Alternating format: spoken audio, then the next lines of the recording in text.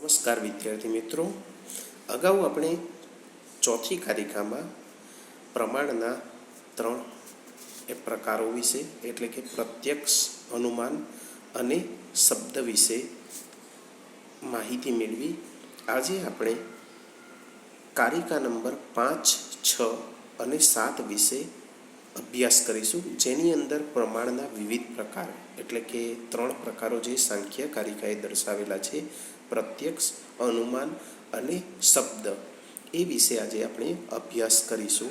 એટલે કે ત્રણેયનામાંથી અનુમાનના પણ ત્રિવિધ પ્રકાર, પ્રત્યક્ષનું લક્ષણ, શબ્દનું પણ લક્ષણ વિશે આજે આપણે આ કારિકામાં અભ્યાસ કરીશું. આગળ જોઈએ તો કારિકા નંબર 5, પ્રતિ વિષયો અધ્યવસાયો દ્રષ્ટમ ત્રિવિધમ અનુમાન આખ્યાતમ તદ લિંગલિંગીપૂર્વક આપ્તશ્રુતિ આપ્તવચનમ તો. એટલે કે ઇન્દ્રિયથી થતો પ્રત્યેક વિષયનો નિશ્ચય તે પ્રત્યક્ષ પ્રમાણ છે. એટલે કે પહેલાં પ્રત્યક્ષનું લક્ષણ આપેલું છે કે ઇન્દ્રિયથી થતો પ્રત્યેક વિષયનો નિશ્ચય તે કેવું છે? પ્રત્યક્ષ પ્રમાણ છે. જ્યારે અનુમાનના કેવા પ્રકાર આપ્યા છે? ત્રિવિધ અનુમાન. અનુમાન 3 પ્રકારનું છે. કેવું? તે લિંગ એટલે કે હેતુ અને લિંગી એટલે કે સાધ્યના સંબંધ પર આધારિત છે. જ્યારે તૃતીય એટલે કે શ્રદ્ધેય અથવા તો શ્રુતિ તે કયું છે? શબ્દ પ્રમાણ છે. એટલે કે કારિકા 5ની અંદર ત્રિવિધ પ્રમાણ વિશે લક્ષણ પણ આપ્યા છે અને અનુમાનના પાછા 3 પ્રકાર વિશે પણ માહિતી આપી છે, જે આપણે આગળ અભ્યાસ કરીએ. પહેલું આપણે જોઈએ તો પ્રત્યક્ષ પ્રમાણ. કારિકા 5માં આપણે જોયું કે ત્રણેય પ્રમાણોને સમજાવવામાં આવે છે. સૌ પ્રથમ દ્રષ્ટમ એટલે કે પ્રત્યક્ષ પ્રમાણનું લક્ષણ આપે છે. પ્રતિ વિષયા અધ્યવસાયો દ્રષ્ટમ એટલે કે ઇન્દ્રિય પોતાના વિષયને ગ્રહણ કરવાની સ્વભાવવાળી છે. તેથી જ જ્યારે કોઈ પણ ઇન્દ્રિય તેના વિષયને ગ્રહણ કરે છે ત્યારે ઇન્દ્રિય અને અર્થનો સન્નિકર્ષ થાય છે અને તે દ્વારા બુદ્ધિમાં તેનો નિશ્ચય પણ થાય છે. બુદ્ધિ સ્વયં તે વિષયના આકારવાળી બને છે અને પછી પોતે તે વિષય પુરુષને અર્પણ કરે છે. આ રીતે ઇન્દ્રિય અને તેના પોતાના વિષયના સન્નિકર્ષથી બુદ્ધિ તે વિષયનો જે નિશ્ચય કરે છે તે પ્રત્યક્ષ પ્રમાણ ગણવામાં આવે છે. અહીં આપણને એવો શંકાને અવકાશ છે કે યોગીઓને તો ઇન્દ્રિય અને અર્થ એટલે કે વિષયના સન્નિકર્ષ વિના પણ પદાર્થોનું પ્રત્યક્ષ થાય છે, તેથી તેમાં અવ્યાપ્તિ આવશે. પરંતુ આનો ખુલાસો સાંખ્ય સૂત્ર 1.10માં આપ્યો છે. સર્વપ્રથમ તો છે બાહ્ય વિષયોનું પ્રત્યક્ષ થાય છે, તેનાથી યોગ જ પ્રત્યક્ષ તદ્દન ભિન્ન છે. એટલે કે યોગ્યોનું પ્રત્યક્ષ તો વસ્તુ ન હોય ત્યારે પણ અતીત અનાગત કાળમાં પણ થાય છે. તેથી પ્રત્યક્ષ ઉપરનું લક્ષણ આપણા જેવા સામાન્ય જન પૂરતું સીમિત છે. હવે જો બીજી રીતે વિચારીએ તો સાંખ્ય દર્શનના સત્કાર્યવાદ પ્રમાણે પ્રત્યેક અતીત અનાગત કાર્ય પોતાના મૂળ કારણમાં તો સૂક્ષ્મ રૂપે રહેલું જ હોય છે. માત્ર યોગીની બુદ્ધિ તેના સંપર્કમાં તો હોય જ છે, તેથી ત્યાં પણ અધ્યવસાય સંભવિત બંને છે. પ્રસ્તુત કારિકા પરની ટીકામાં વાચસ્પતિ કહે છે કે જે સૂક્ષ્મ એટલે કે તન્માત્રા તત્વો આપણા માટે અવિષય છે તે યોગીઓ માટે કેવા છે? વિષય ગણાય છે. એટલે કે પ્રત્યક્ષનું આ લક્ષણ સમજાવ્યું છે. ત્યારબાદ આપણે જોઈએ તો પ્રત્યક્ષ પછીનું બીજું પ્રમાણ કયું છે? તો અનુમાન પ્રમાણ. આગળ જોઈએ તો તેમાં પ્રત્યક્ષને આધારે જ્ઞાન પદાર્થ અથવા તો એટલે કે જ્ઞાત પદાર્થ પરથી અજ્ઞાતને ગ્રહણ કરવામાં આવે છે. ચાર્વાક દર્શન અનુમાન પ્રમાણનો અસ્વીકાર કરે છે. જે ઇન્દ્રિયોથી ગ્રાહ્ય થતું એટલે કે ગ્રાહ્ય નથી તેનું અસ્તિત્વ તેમને મન શ્રદ્ધે નથી. તેઓ માને છે કે અનુમાનમાં જે વ્યાપ્તિને કેન્દ્ર સ્થાને રાખવામાં આવે છે તે વ્યાપ્તિને જ સિદ્ધ કરવી કઠિન છે, કેમ કે તેની ક્યારેક ખોટી પડવાની પણ સંભાવના નકારી શકાય તેવી નથી. આગળ જોઈએ તો કારિકાકાર અનુમાનનું લક્ષણ આપે છે તદલિંગ લિંગી પૂર્વકમ, એટલે કે આ અર્થઘટનને ટીકાકારો ભિન્ન ભિન્ન રીતે અર્થ કરે છે. પરંતુ તે પહેલાં આપણે લિંગ અને લિંગી પદનો અર્થ જોઈએ. જેમ કે અનુમાન પ્રક્રિયામાં કોઈ ચોક્કસ સ્થળે કોઈક ઉપસ્થિત વસ્તુના આધારે અન્ય વસ્તુના અસ્તિત્વને સિદ્ધ કરવાનું હોય છે. જેમ કે આપણે જોઈએ કે પર્વત પર ધુમાડો દેખાય છે તો તે ધુમાડાના આધારે આપણે અનુમાન પણ કરીએ છીએ કે અગ્નિ પણ છે અને તે સિદ્ધ પણ થાય છે. કેમ? તો પૂર્વાનુભવથી આપણને ધૂમ અને અગ્નિ વચ્ચેનો અવિનાભાવ સંબંધની પ્રતીતિ છે. હવે પ્રશ્ન થાય કે અવિનાભાવ સંબંધ એટલે શું? તો અવિનાભાવ સંબંધ એટલે જ્યાં જ્યાં ધુમાડો ત્યાં ત્યાં અગ્નિ એવા સંબંધની પ્રતીતિ, તેનું નામ વ્યાપ્તિ. આ વ્યાપ્તિના બળથી સાધન એટલે કે હેતુ એવો ધુમાડો છુપાયેલા સાધ્ય એટલે કે અગ્નિનું જ્ઞાન કરાવે છે. આમ પર્વત અહીંયા શું થશે? પક્ષ, અને ધુમાડો શું થશે? હેતુ એટલે કે સાધન છે, અને અગ્નિ શું બનશે? તો સાધ્ય. તેથી જ હેતુ એટલે કે છુપાયેલા અર્થને પ્રગટ કરવાની નિશાની છે. તેથી તેને શું કહેવાય છે? લિંગ કહેવામાં આવે છે. જ્યારે સાધ્ય એટલે કે અગ્નિને શું કહેવામાં આવે છે?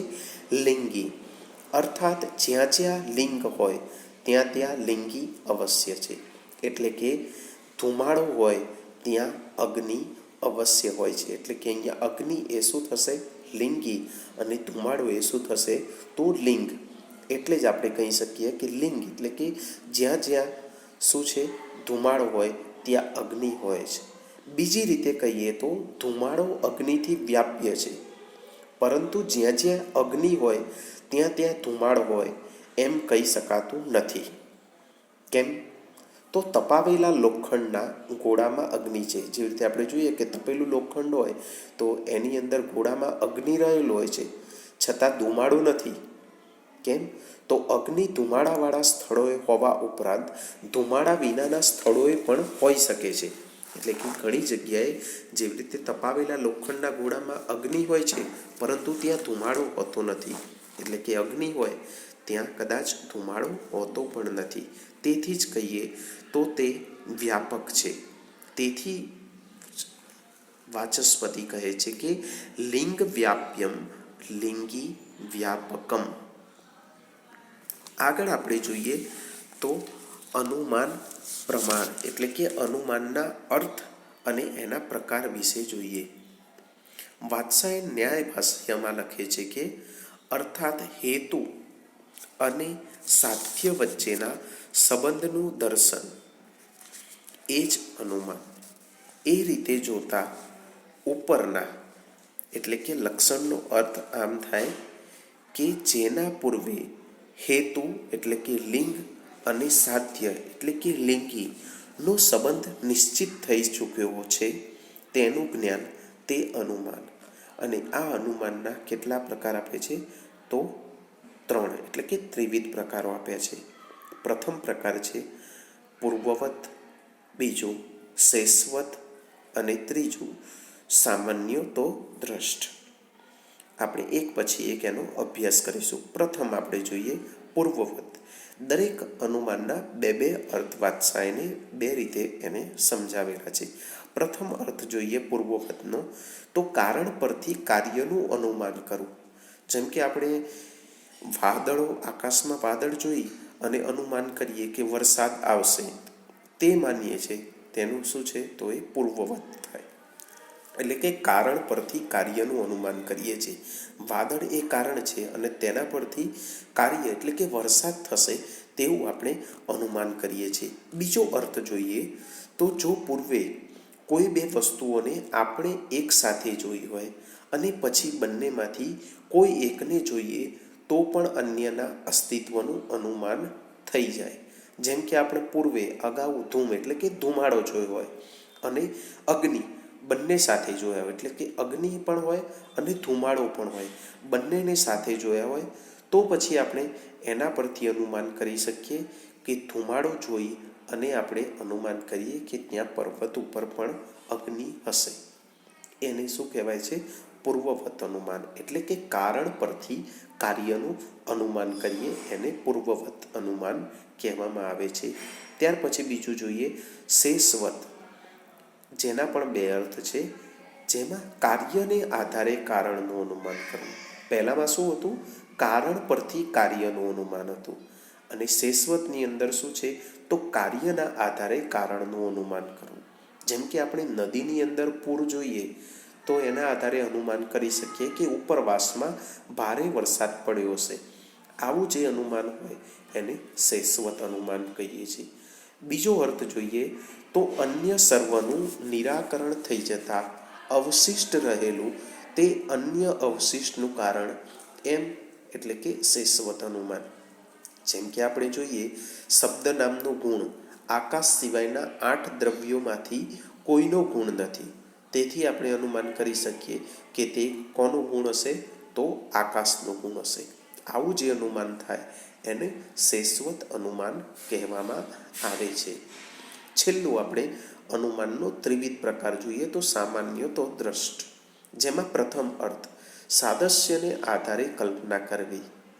જેમ કે એક માણસ આજે એક ગામમાં હોય અને બીજા દિવસે બીજા ગામમાં હોય તો આપણે ચોક્કસ માનીએ કે એને ગતિ કરી હશે, ત્યારે જ એ પોતે પહોંચ્યો હશે. તેવું અનુમાન તે સામાન્ય તો દ્રષ્ટ અનુમાન કહી શકાય.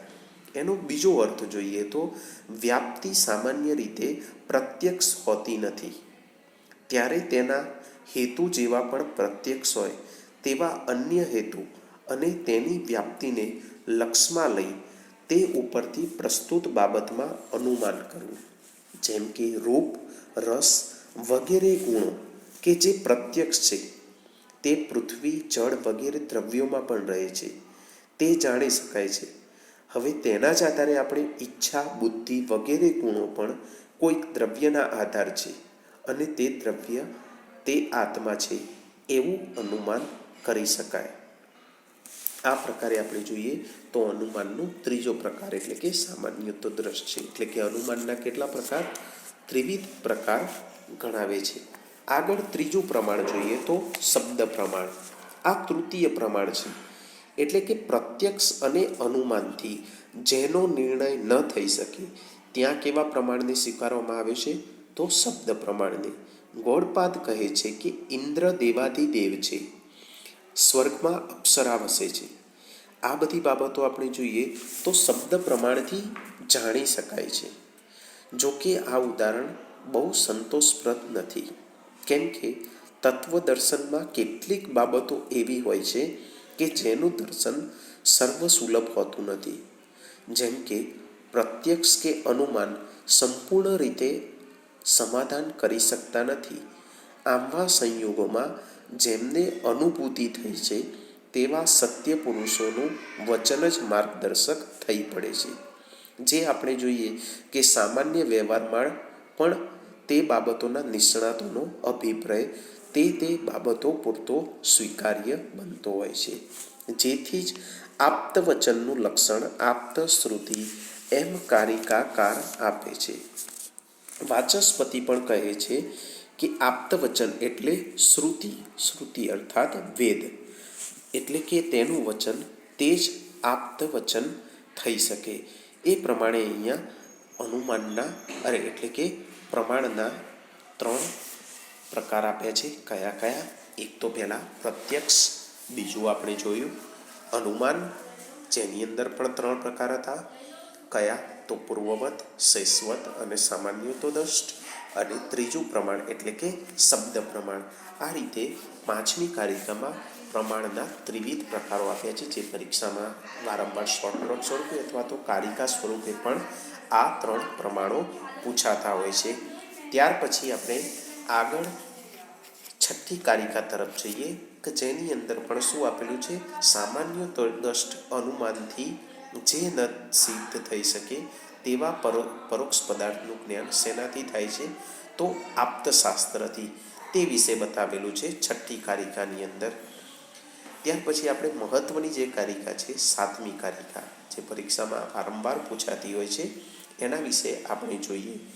એટલે કે માત્ર ઇન્દ્રિયોથી, આ કારિકાની અંદર શું બતાવ્યું છે કે માત્ર ઇન્દ્રિયથી જ જેમનું ગ્રહણ થઈ શકે તે જ પદાર્થો અસ્તિત્વ ધરાવે છે તેવું નથી.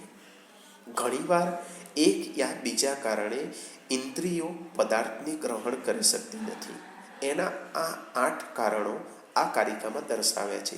પહેલું તો અતિ દૂરાત, એટલે કે અતિ દૂર હોવાથી, સામીપ્યાત એટલે કે અતિ નજીક હોવાથી, ઇન્દ્રિય ઘાતાત એટલે કે ઇન્દ્રિયમાં ખોડ હોવાથી, મનો અવસ્થાત એટલે કે મન સ્થિર ન હોવાથી, સૂક્ષ્મયાત એટલે કે અતિ સૂક્ષ્મ હોવાથી, વ્યવધાનાત એટલે કે કોઈ આવરણ વચ્ચે આવવાથી, અભિભવાત એટલે કે અભિભૂત થવાથી, કે સમાનાભિહારત એટલે કે સમાન વસ્તુમાં ભળી જવાથી પદાર્થની પ્રતીતિ થતી નથી, એવું આ કારિકામાં બતાવેલ છે.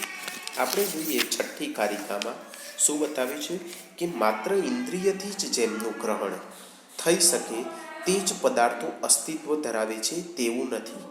ઘણીવાર કોઈ એક અથવા તો બીજા કારણોસર પણ ઇન્દ્રિયો પદાર્થને ગ્રહણ કરી શકતા નથી, જેના આ કારિકામાં 8 કારણો આપ્યા છે.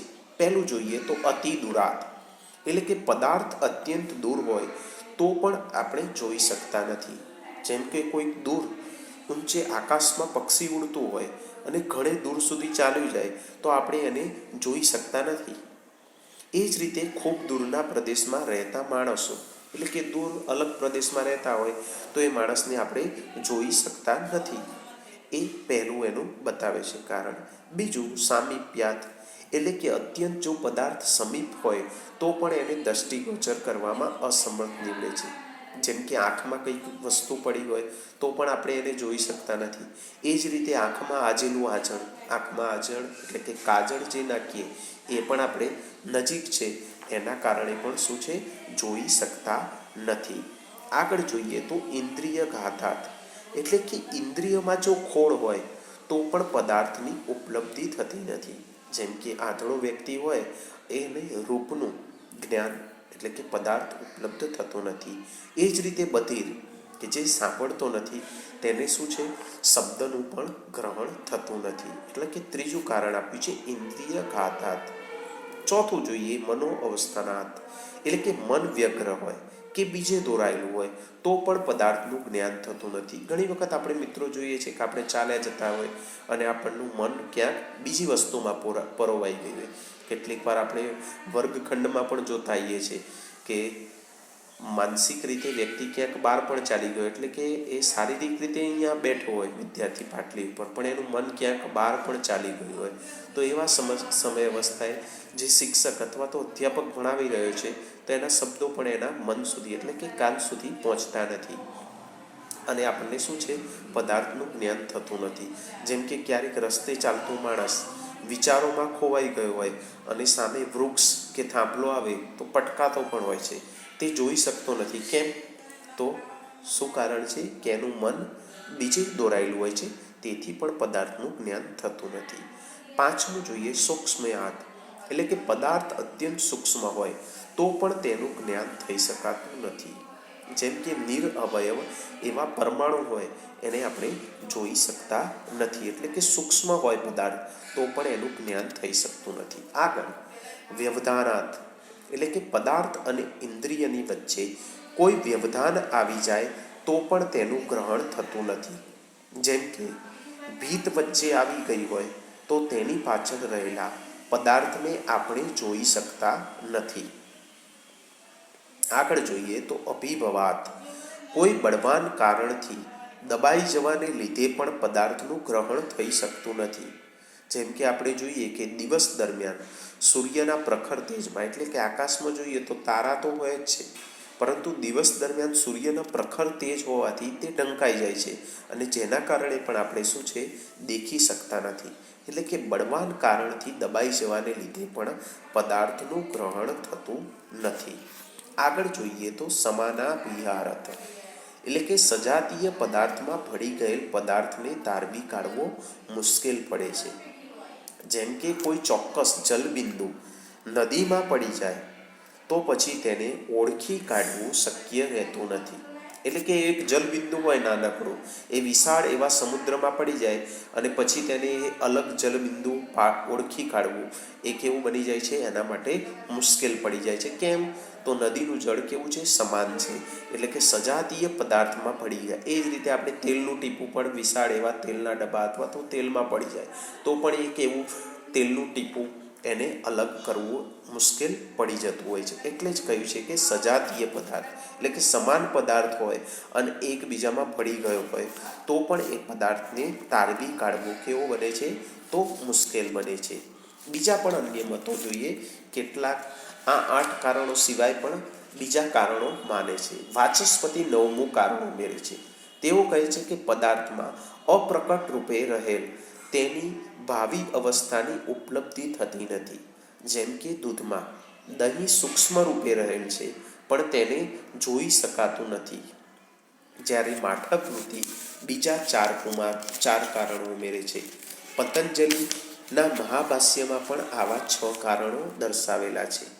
જ્યારે જયમંગલામાં આ 8 કારણોને 4 વિભાગમાં વેચે છે.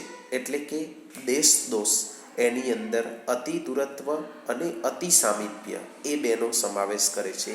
ઇન્દ્રિય દોષમાં ઇન્દ્રિયઘાત અને મનોઘાતનો કરે છે. વિષય દોષમાં સૂક્ષ્મયાત એનો સમાવેશ કરે છે.